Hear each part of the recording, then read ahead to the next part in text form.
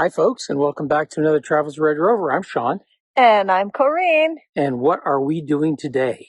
Well, we're out in southern Utah, and we're going to explore an old pioneer ghost town. And this was a town that started up in the late 1800s, and it was along the Virgin River. But the problem with this area was a lot of Indian attacks and flooding of the Virgin River. So the residents moved away, and the last of the residents moved in 1944, most of them moving to the town of Rockville. So what's the name of the place that we're at? All details, no plot. Being secretive. It's Grafton Ghost Town. Once you arrive in the Grafton Ghost Town area, one of the first available stops is the Grafton Cemetery. It has been restored and taken very good care of, and definitely worth the stop. This is the cemetery near the ghost town, about a quarter mile from the town site, and it's nicely fenced off to keep out any of the stray animals that come through heading to the river for some water. They have some good death records for this cemetery, and there's a little brochure outside the cemetery fence. Quite a number of people died in the early 1866 time period, and looks like a lot of them were disease, but also 2 young children died in April or February of 1866 due to an accident with a swing. So it was a tough year for the residents. There's a charitable organization that has set up a foundation for the Grafton town site and cemetery. And so you'll see that a lot of the cemetery stones here are similar, and I think they're replacements for what might have been earlier markings that have gone. Here we see just a stone marker at a grave without any name. So these people are yet to be identified. There are a few Paiute Indian gravestones or markers here. Apparently, some of the Paiutes were help in the settlement, lived with the settlers here at the ghost town. Although it's not adorned very well, it seems to be very well tended. There's not a lot of trash blowing around the cemetery. There's a few artificial flowers tucked in by the headstones, and someone obviously is taking care of these sites. If you come to visit Grafton, you'll find some nice historic brochures here, and you can leave a donation, and it gives you some of the information regarding the history of the town. When you arrive at the town site, what you'll really notice first is just how beautiful the surroundings are for the town. Although many of the homes have disappeared over the years, what remain have been beautifully kept by the little conservation society here, and are quite enjoyable going through. This is one of the more frequently photographed buildings here in the ghost town. It was originally the schoolhouse and the meeting house for church services of the settlers, and it would also serve as a recreation place where they would hold dances on Friday night. The bricks of the schoolhouse were made from clay that was gathered not far from here and formed into adobe bricks. and the wood beams were cut from Mount Trumbull to the south in the Arizona border stripland area and brought here for the roofing. This building is the Alonzo Russell homestead, also built from adobe brick like the schoolhouse. Beautiful porch work. It's probably had a little bit of restoration work to keep it up. And right alongside of it, there's a number of corrals and fenced areas, old sheds. The fields around Grafton are still used for local nearby ranchers. So you'll see evidence of cattle grazing these fields. You could go into the interior of the Alonzo Russell house and see some information of the history of Grafton. This is an early picture of Alonzo Russell himself and two of his wives, the one on the left being his second wife and the one on the right being his fourth wife.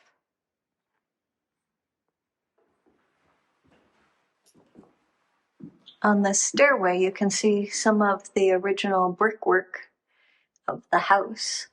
Other parts of the house have been plastered.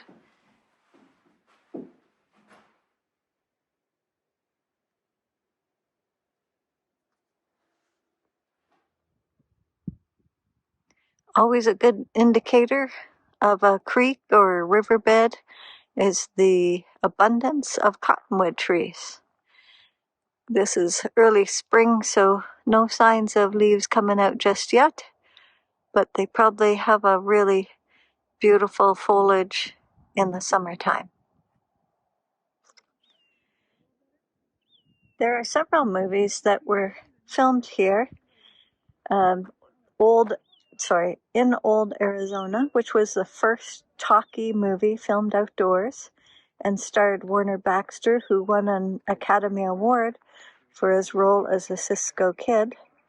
Then there was The Arizona Kid in 1930, Ramrod in 1947, Butch Cassidy and the Sundance Kid with Paul Newman and Robert Redford and Catherine Ross in 1969. Child Bride of Short Creek was filmed in 1981, and The Red Fury in 1984. This wood structure that's kitty corner to the schoolhouse and a little further to the west is the Sarah Hastings house, another wood timbered building. And it's currently quite shadowed on this side due to the sun further in the southeast and this doorway being positioned on the north side of the building. We'll go around and see if there's a fence opening here. Here we are on the eastern side of the Sarah Hastings house, and this is on the back side, which is well lit, more facing south.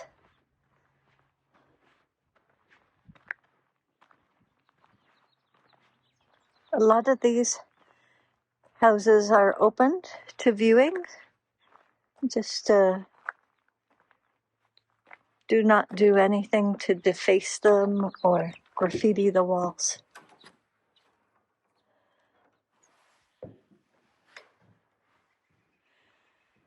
The look of the white mortar between the wood is really attractive.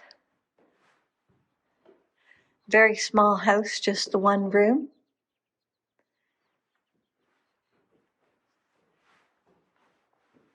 There must have been a wood stove or something in here originally that's been removed during restoration. There's a window up on the second level, so it's possible that they had a loft up there for sleeping accommodation.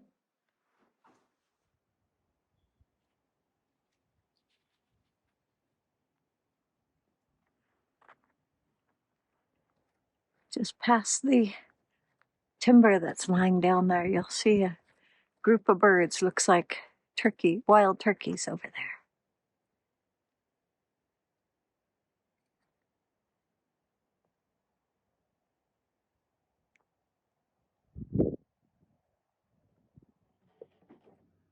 This building is the John Wood home, and it's different from the others in that it has more of a brick structure to it, red brick, not like the large adobe bricks that were used on the Alfonso Russell home or the schoolhouse.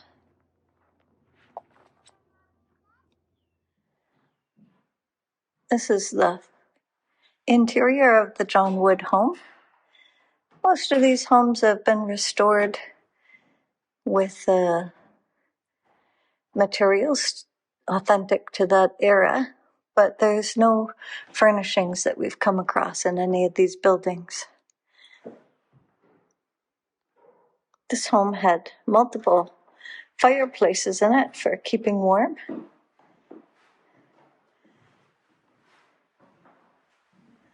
The walls here have been whitewashed.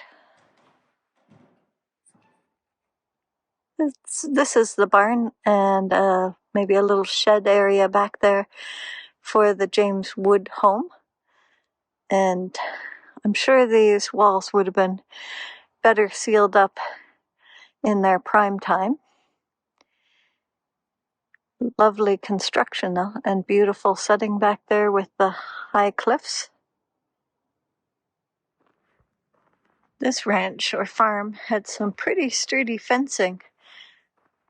A lot of times in these southern Utah areas, they've used juniper branches that are pretty small and not very sturdy. These ones have actual tree trunks that are being used. And then, unlike other places where they've only had wire between the posts, this one actually has wood between the posts. Stored in the barn, we found an old buckboard wagon. Probably going to get used sometime in the future for a display, but stored for safekeeping for the time being. The John Wood house, as well as the Alonzo Russell house, had cold storage cellars that were accessible from a door from the outside. From back here, you can get a pretty good idea of the scenery that is a backdrop to this old ghost town. Lovely place to live and graze your animals.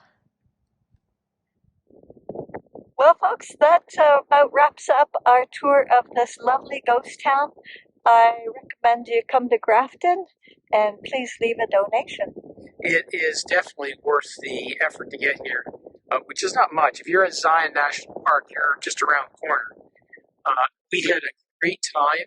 The folks of the Historical Society have done a wonderful job at maintaining and developing these buildings.